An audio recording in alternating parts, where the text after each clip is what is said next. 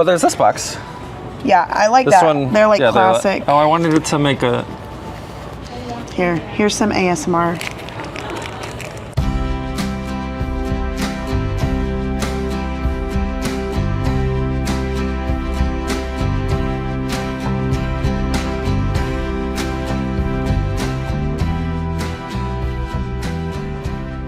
Okay, so you went with us to go buy materials to make friendship bracelets. Yep. And in the words of the great Taylor Swift, we are going to make the friendship bracelets. Take the moment and taste it. I don't think that's right. I'm going to Google it. So make the friendship bracelets. Take the moment and taste it. I was right. You've got no reason to be afraid. I'm really nervous. Nervous about what? Oh, these have little ziplocs. Okay, good. Well, then maybe what we... Oh, okay. Yep. A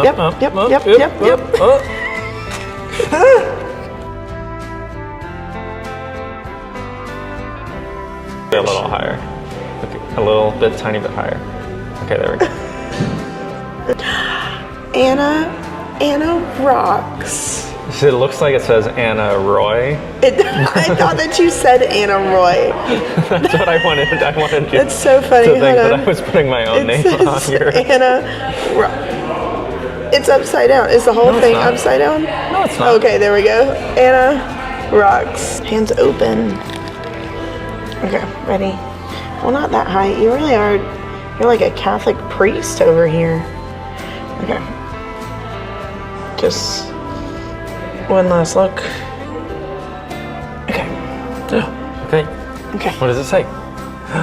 It says Annie, Heart Jacob, Heart Roy. Oh, it's our little family. Actually, hold your name up in front of your face again. That's great. That's great. Don't move. Don't change a thing.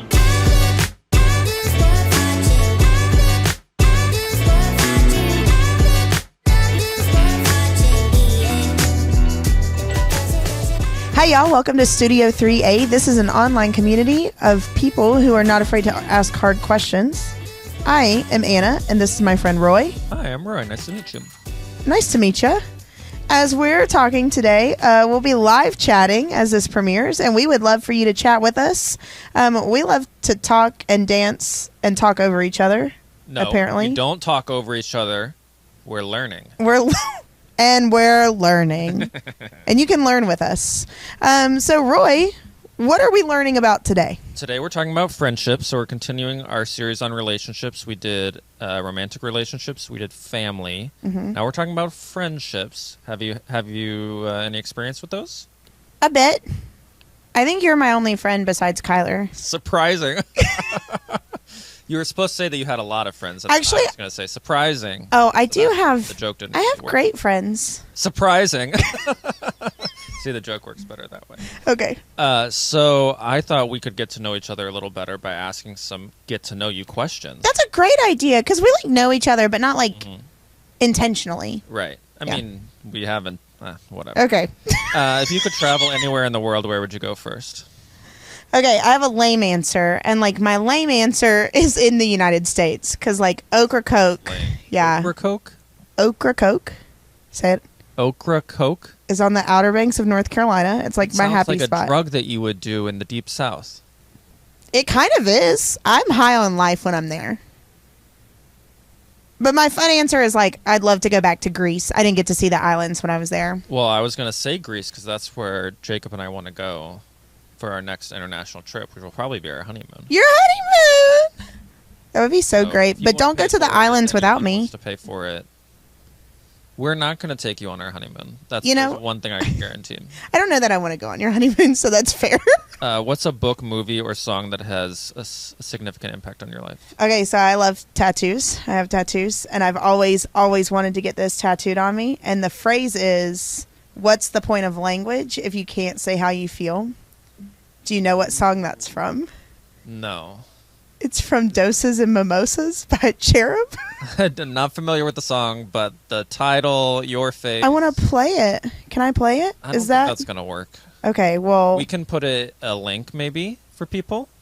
I don't know that I want other people looking it up. I'll send it to you. Okay, send it to me. Okay. Speaking of tattoos, if I do get a tattoo, there's one song, I believe it's called Midnight on the Interstate by Trampled by Turtles. And there's a lyric in it that says, love and nothing else. That's all I need. Oh, that's cute. So I would get the tattoo, love and nothing I don't know the words you said when you said it before the song. Like, did you say a band name? Trampled by Turtles. Okay, great. Thank you. They're a folk band. Yeah, you would have to be. Really good banjo. Okay, I'll look them up. Banjo. Whoo. You thought Mumford & Sons, early Mumford & Sons was good enough banjo for you, and you're like, you listen to Trampled by Turtles, and you're like, maybe they didn't have enough banjo. Oh. Yeah. I'm and excited. You're like, is that possible? It is. Right. How do you handle stress? What helps you relax? This is where I'm geriatric again, and I love to quilt, so I quilt. What about you? I exercise, I run on the treadmill, and then I like to stretch afterwards and I listen to choral music, and I stretch, and I just sort of zone out. You stretch. Unless Annie is like trying to play with me while I'm stretching. If anyone sees Roy stretching, he's stressed out. No, it's specifically after I exercise. That's funny. Okay, give me one more question. If you had a day entirely to yourself, how would you spend it? Quilting. It's the same answer to the question before. But it's true. I would take a nap on the beach. That's my favorite thing in the world. Oh, and like falling having asleep. a ham sandwich afterwards. It's the ham sandwich. It might be warm by that point. Well, yeah, that's kind of Maybe what's you nice about a sandwich on the beach. Maybe you have it before, because then it's gotten all sandy. I just think you need to have a drinking rosé, a nice chilled rosé, yeah, and then falling asleep on the beach. Whew, oof. Doesn't get better. Okay, well, I feel like our friendships really blossomed in these last few minutes. We know so much about each other. We really do. I think I need to listen to Trampled by Turtles. Okay, yes, and I need to listen to Cherub by Cherub. No, Doses and Mimosas by Cherub, and also experience a ham sandwich on the beach. There's a song I love called Handshakes in the Hamptons. Okay. It sounds like it would be similar to Doses and Mimosas. We'll find out. It might have similar vibes. Just by the title, that's what I'm getting. Yeah. Okay, well, there's one more thing that I want to talk about before we go to a poem, and that is, Mitchell said this word, Pentecost, which How much sounds... does a Pentecost? What is it? Pentecost is a day that happened a long time ago in a land far, far away, where it was after Jesus died, and the early church was kind of struggling. They didn't know what they were doing. And don't we all? Right. And the Holy Spirit apparently somehow came to them and taught them how to speak multiple different languages. Okay. And that way... So none of them are speaking to each other?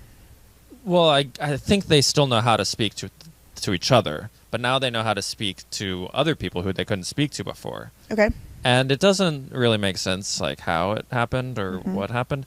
But the point of the story is that originally they were kind of stuck being insular, but now they're enabled to break down the barriers, break down the walls that were between them and other cultures, so they can go and talk with them and be friends with people from other cultures. Nice. It's like we broke down the barriers between us. We did, and we broke down the barrier between understanding the word Pentecost. Pentecost. Yeah, so let's throw it to the poem now, shall we? Let's do it. All right. To a Friend by Amy Lowell. I ask but one thing of you, only one, that always you will be my dream of you, that never shall I wake to find untrue all this I have believed and rested on, forever vanished, like a vision gone out into the night.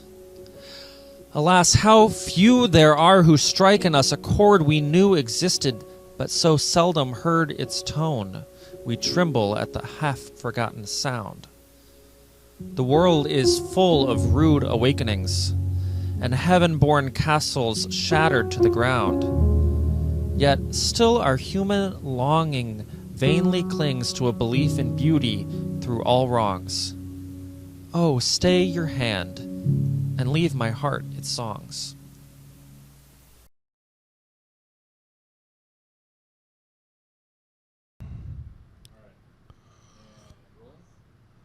So I've got a lot of different hats I wear as a pastor, but one of the most challenging things that I experience, really day in and day out, month in and month out for 15 years of ministry is this. It's helping people move beyond the singular story that they tell themselves. And I really started to notice this when I was working with a group of men my age, 25 to 45, sort of 2 decades, but it was young professional men who were sort of either in the beginning of their careers or beginning to move up in their, career. And we would gather every 2 weeks, and the amount of pain that existed at breakfast of centered on their inability to find happiness in their job was really hard for me to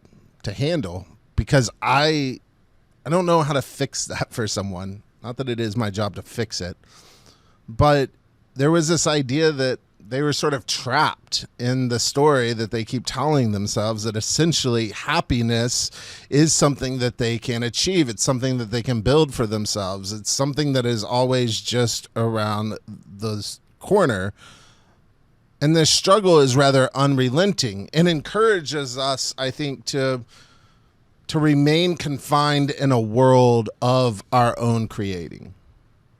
The singular story's main character is always ourself, and the story revolves around this pursuit of happiness. It begins with defining happiness for ourselves, which is not always something we have true independence with, but it shifts then into pursuing happiness. And this pursuit creates challenges and successes, failures and triumphs, and we spend our whole life running after this notion of happiness. And if we're really honest with ourselves, most of us are doing this all the time. Currently unhappy in a relationship? It's time to fire up the app and hopefully swipe right. If we are, frustrated about our work-life balance, we're just going to grind it out until somehow it gets better. Unhappy with our political discourse, instead of really engaging with that, we retreat, we become silent, we lose our voice, we stop believing in the power of democracy and organizing. And this is all in the name of self-preservation, or working to make sure that we are taking care of ourselves. But here's the truth. We self-preserve because we think engaging or struggling or working at creating a life of real meaning or purpose is ultimately not worth it. That the best and quickest and most surefire way we can be happy is to take care of ourselves, regardless of what's happening outside of that story we're telling ourselves. A life of happiness is then often just around the corner, right ahead of us. Maybe it's with one more promotion. Maybe it's finally going to happen for us. We're finally going to be happy if we have the right partner. Maybe it's being able to afford that house in that neighborhood. If you're like me, it was when our last kid got out of diapers for the first time, or if the Mavericks win the NBA Finals again. Mark, 11 years ago, you purchased this team. But here's what I've come to realize. That regardless of the elements to the story, the singular story we tell ourselves, we are indeed trapped in this story. We think we can somehow obtain a life of happiness all on our own. And it's much like building a high rise. We think that the best lived life is when we reach the penthouse floor and we can finally kick our feet up and take in the view and simply relax. And the best way to get to the top is just simply to grind it out. If we want to be happy, we have to work through being unhappy. You have to stay focused. Keep laying brick after brick, building floor after floor. And for us in the West, particularly in America, we believe that the sort of source of our happiness is Well, more money, which leads to dangerous theology like this. Clip in bad theology on money. Unclip. I like saying that now.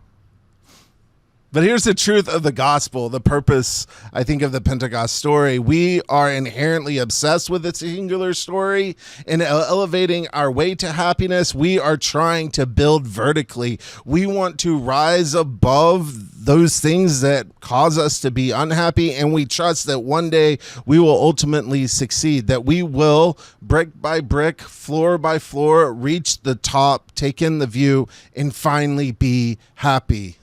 Our singular story is a vertical story, but Pentecost is not a vertical story. It is a horizontal story.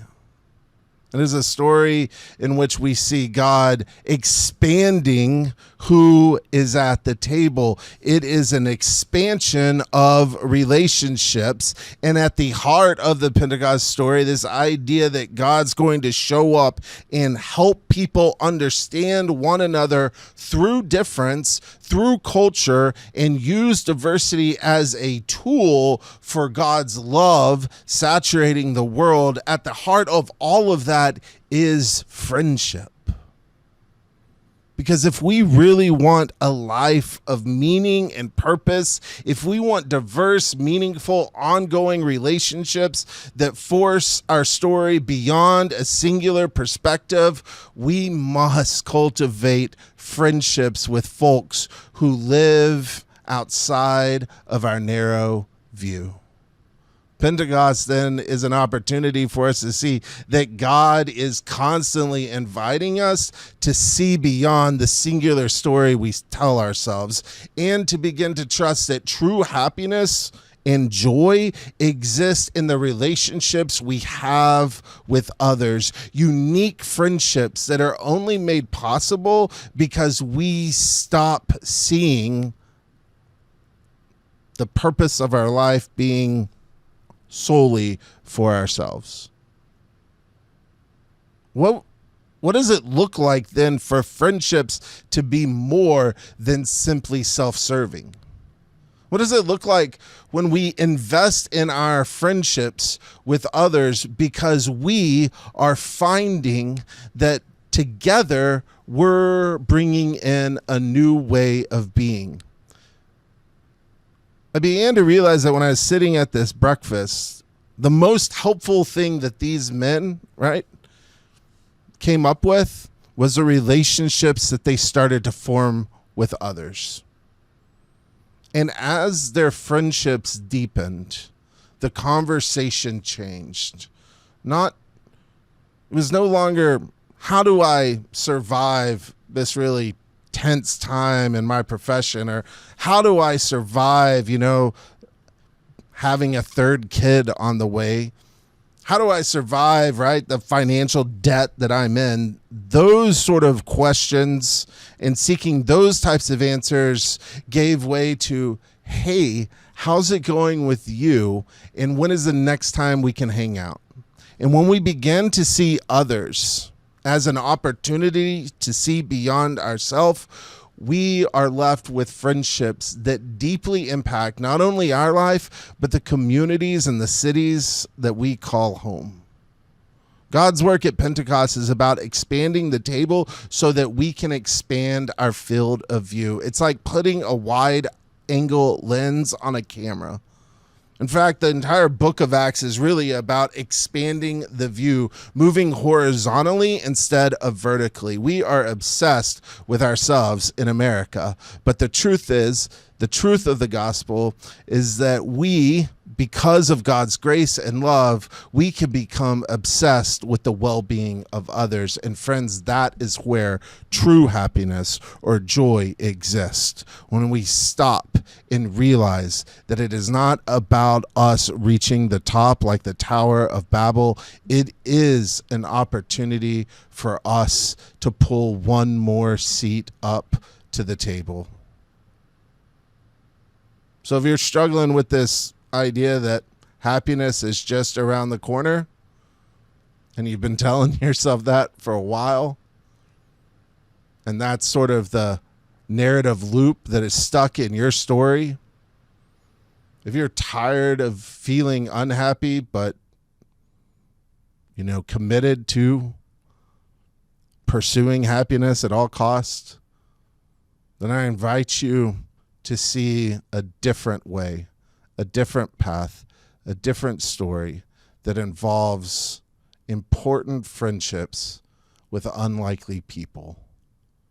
Because if we can invest our time and energy there, surely we will find happiness in very unexpected places. I'm so glad that Mitchell talked about friendships today finally, because we've been talking about chosen family a lot. We have on this show. Right. And What's more chosen than our than your friends? friendship? Yeah, I agree. And I'm just so grateful for friends that we go through the highs of life together and the lows of life together and the really average days of life together. Do you feel like your friendships have evolved as you've gotten older? Yeah, I think friendships as an adult is really cool. I don't have anything else to say. It's just really that cool. was profound. Thank you. How I'm is a it philosopher. different than when you were younger, though? Well, we used to spend a lot of time together when you're younger, right? I read this poem. That's what I was going to say, and then I didn't want to say it all. Just say it. I read this poem about how beautiful friendships were when we were kids, because we saw each other every See each day other and all the time. yeah, and you hang out together and go to each other's houses, and then as adults we get to choose to be with each other, and that's very cool to me. Yeah. Yeah. There's one more thing that we need to address, Yeah. and it's the hat that you've inspired me to wear. So good. It's so bad that it's wrapped around to being good. And a couple episodes ago, I was admiring your hat As you should. that you wear unironically. I do wear unironically, and it's And camo. now I'm wearing a similar hat. Ironically. Or maybe I'll just grow to love it. I'm growing to love it, so this is a win-win for me. People should leave a comment with what their friends have inspired them to do. I Like agree. wearing bright orange hats that have their own name on it.